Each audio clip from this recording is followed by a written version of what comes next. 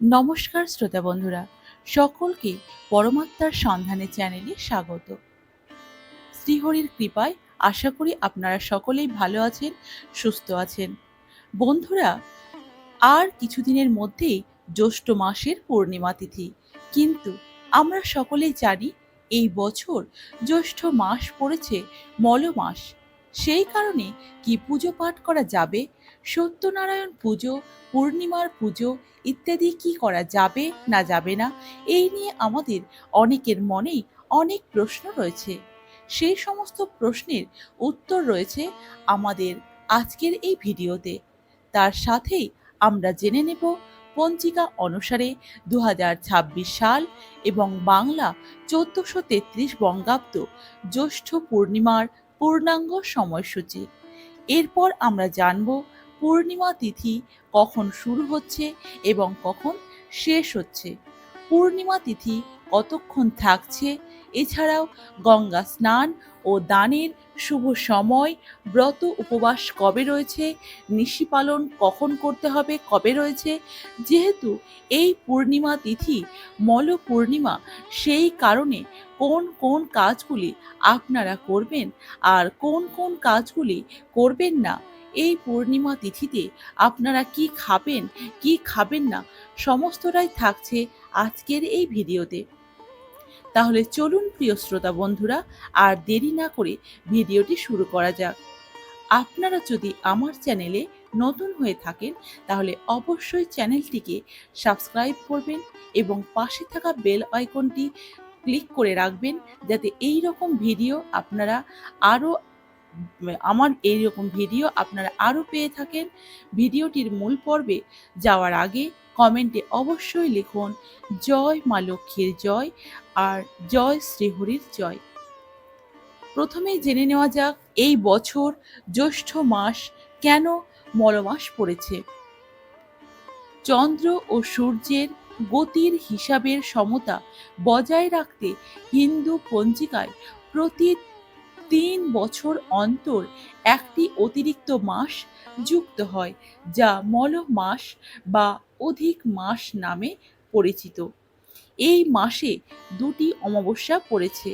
শুরুতে একটি অমাবস্যা, যেটি হলো ফলহারী অমাবস্যা, এবং এর শেষে একটি মল অমাবস্যা পড়েছে, যে কারণে এই মাসটি মলমাস বা পুরুষোত্তম মাস হিসেবে বিবেচিত হয়েছে।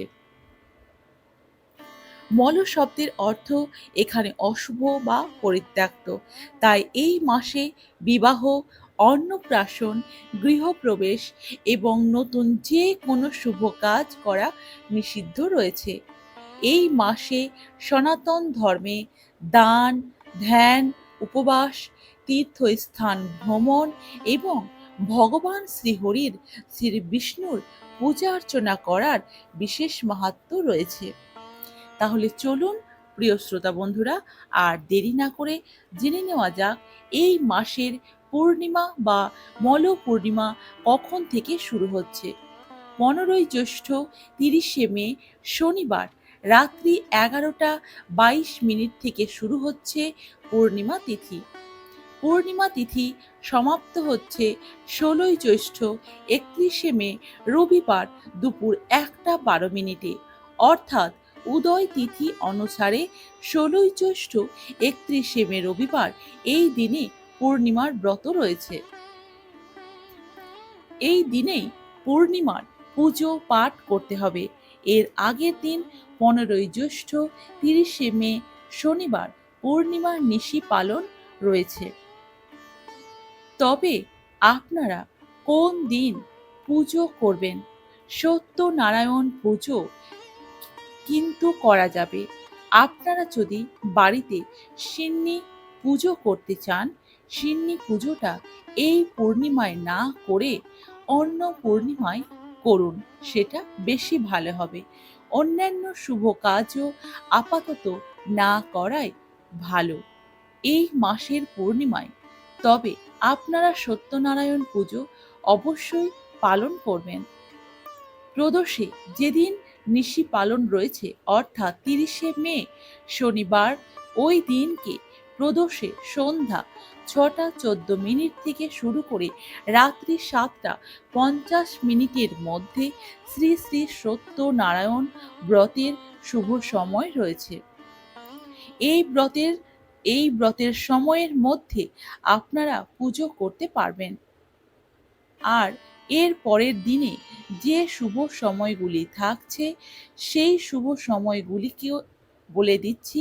এখন অমৃতযোগ থাকছে দিবা 6:43 থেকে শুরু করে 9:25 পর্যন্ত, আবার 12:06 থেকে শুরু করে 2:47 পর্যন্ত, এরপর রাত্রি 7:44 মধ্যে এবং তারপর 10:36 থেকে শুরু করে 12:42 মধ্যে, এবং মাহেন্দ্র যোগ থাকছে দুপুর 4:35 থেকে শুরু করে বিকেল 5:29 মধ্যে। এই সময়টি শুভ সময় রয়েছে। আপনারা যদি রবিবার দিন পুজো করতে চান 31শে মে, তাহলে এই সময়ের মধ্যে পুজো করে নিতে পারেন। এবার জানব গঙ্গা স্নানের শুভ সময় কখন থাকছে। সূর্যোদয় হচ্ছে ভোর 4:56। এই সময় থেকে শুরু করে সকাল 6:43 মধ্যে আপনারা গঙ্গা স্নান করে নিতে পারেন। এবার চলুন জেনে নেওয়া যাক মল মাসের পূর্ণিমা তিথি পালনের নিয়ম কি রয়েছে, কি করবেন আর কি করবেন না এই মল পূর্ণিমায়। মল মাসের পূর্ণিমা মূলত বিষ্ণুর আরাধনা ও দান ধ্যানের জন্য অত্যন্ত শুভ বলে মনে করা হয়। স্নানের নিয়ম কি রয়েছে? মল পূর্ণিমার দিন সকালে গঙ্গায় বা কোনো পবিত্র নদীতে স্নান করা অত্যন্ত শুভ বলে মনে করা হয়েছে। তবে তা যদি সম্ভব না হয়, স্নানের জলে অবশ্যই সামান্য গঙ্গা জল মিশিয়ে স্নান করতে পারেন। এটাও সমপুণ্যের কাজ। এই দিনে আপনারা অন্যান্য দিন যেরকম নিত্য পুজো করে থাকেন সেইভাবেই শ্রীহরির পুজো করতে পারেন। ফল, প্রসাদ, সন্দেশ যা কিছু আপনারা নৈবেদ্য দিতে চান সমস্ত কিছুই সাজিয়ে রাখবেন। হলুদ রঙের একটি কাপড় বিছিয়ে জলচৌকিতে তার ওপর বিষ্ণুর চিত্র বা মূর্তি বসাবেন এবং হলুদ ফুল আর তুলসী পাতা রাখবেন শ্রীহরিকে অর্পণ করার জন্য, এবং তুলসী পাতায় চন্দন অবশ্যই মাখিয়ে রাখবেন। প্রথমে আপনারা নৈবেদ্য সাজিয়ে নিয়ে তারপরে চন্দন সহযোগে তুলসী পাতা অর্পণ করবেন শ্রী বিষ্ণুর চরণে। ওং নমো ভগবতে বাসুদেবায় এই মন্ত্র উচ্চারণ করে বিষ্ণুর চরণে ফুল এবং তুলসী পাতা অর্পণ করবেন। শ্রী বিষ্ণুর পুজো করলে অবশ্যই মা লক্ষ্মীরও পুজো করবেন, কারণ শ্রী বিষ্ণুর পুজো করার সাথে সাথে মা লক্ষ্মীরও পুজো করতে হয়।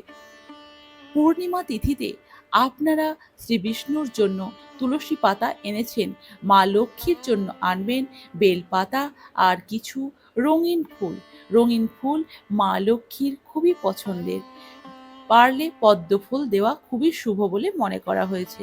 বেলপাতা আর রঙিন ফুল মায়ের চরণে অর্পণ করবেন এবং সব শেষে ধূপ আর দীপ দেখিয়ে আরতি করবেন। হিন্দু ধর্মে অশ্বত্থ গাছকে বিষ্ণুর রূপ বলে মনে করা হয়। এই দিন অশ্বত্থ গাছের গোড়ায় জল দেওয়া এবং প্রদীপ জ্বালানো অত্যন্ত পুণ্যময় বলে মনে করা হয়। মল মাসের পূর্ণিমা তিথিতে দুস্থ বা ব্রাহ্মণদের অন্ন, বস্ত্র বা সাধ্যমতো কিছু দান করলে অশেষ পুণ্য লাভ করা যায়। সারাদিন উপবাস থেকে ওং নমো ভগবতে বাসুদেবায় এই মন্ত্র জপ করতে পারেন, শুভ ফল মিলবে। এছাড়াও আপনার শ্রীমদ্ ভগবদ্ গীতাও পাঠ করতে পারেন। আপনারা যদি শ্রীমদ্ ভগবদ্ গীতা পাঠ করে থাকেন, পারলে 2-1টি শ্লোকও অবশ্যই ওই দিন পাঠ করবেন। পুরোটা কোনো শ্লোক বা পুরোটা কোনো অধ্যায় না পাঠ করতে পারলে শ্লোক অবশ্যই কিছু শ্লোক পাঠ করবেন এই পূর্ণিমা তিথিতে। শাস্ত্রমতে এই দিন কোন কোন কাজগুলি বর্জনীয়, মল বা অধিক মাসে যে কোনো ধরনের শুভ কাজ না করাই শ্রেয়, যেমন বিবাহ, গৃহপ্রবেশ, নতুন কোনো ব্যবসা শুরু করা, নতুন কোনো জিনিস কেনাকাটা করা বাড়ির জন্য নিষিদ্ধ। তাই পূর্ণিমার দিনও এই ধরনের জাগতিক শুভ কাজ করা থেকে বিরত থাকা উচিত। মল পূর্ণিমা তিথিতে আপনাদের করণীয় সবচেয়ে গুরুত্বপূর্ণ কাজটি হলো এই দিনে সন্ধ্যার সময় ঘিয়ের অথবা সর্ষের তেলের প্রদীপ জ্বালাবেন বাড়ির ঠাকুর ঘরে এবং মন্দিরে যেখানে তুলসী মঞ্চ রয়েছে সেখানেও। এছাড়াও আপনারা বাড়ির সমস্ত জায়গায় সকালবেলায় গঙ্গা জল ছিটিয়ে দেবেন। এতে ঘরের নেগেটিভ এনার্জি দূর হয়। বাড়ি ঘর দরজায় প্রত্যেকটা ঘরে গঙ্গা জল ছিটিয়ে নেওয়া ভালো। পরিষ্কার করার পর আর সন্ধ্যা এবং সকাল দুই সময় আপনারা পুজোর সময় ধূপ ধুনো জ্বালাবেন। সব শেষে বলে রাখি আপনারা কি খাবেন আর কি খাবেন না, কোন রকম আমিষ আহার গ্রহণ করা যাবে না এই মল পূর্ণিমায়।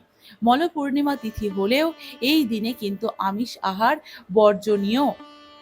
মাছ, মাংস, ডিম, রসুন, পেঁয়াজ, মসুর ডাল ইত্যাদি যে কোনো আমিষ খাবার এই দিনে গ্রহণ করবেন না। অন্যান্য পূর্ণিমা তিথির মতোই এই মল পূর্ণিমা তিথিতেও আপনারা নিত্যদিনের মতো পুজো পাঠ করবেন।